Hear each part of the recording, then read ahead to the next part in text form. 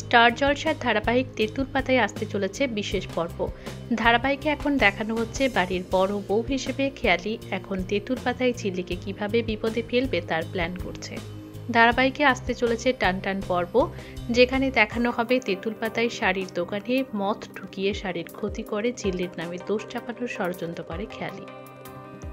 অন্যদিকে দেখা যায় ঝিল্লি শাড়ির দোকানের দরজা খুলে মদ দেখতে পেয়ে চমকে ওঠে। সে ভাবে এত মদ দোকানে কি করে ঢুকলো। সমস্ত শাড়ি খারাপ হয়ে যাওয়ায় ঝিল্লি কি করে এই বিপদ থেকে বেরোবে তার কথা ভাবতে থাকে। আর ঠিক তখনই খেয়ালে এসে ঝিল্লির হাত ধরে তাকে বলে যে এবার এই মদ কাণ্ডে তাকে ফাঁসিয়ে তেঁতুল পাতা থেকে ঝিল্লিকে অপমান করে বার করে দেবে খেয়ালি। তারপর বাড়ির সবাইকে ডেকে ঝিল্লির নামে মিথ্যে দোষ চাপিয়ে খেয়ালি ঝিল্লিকে অপমান করে।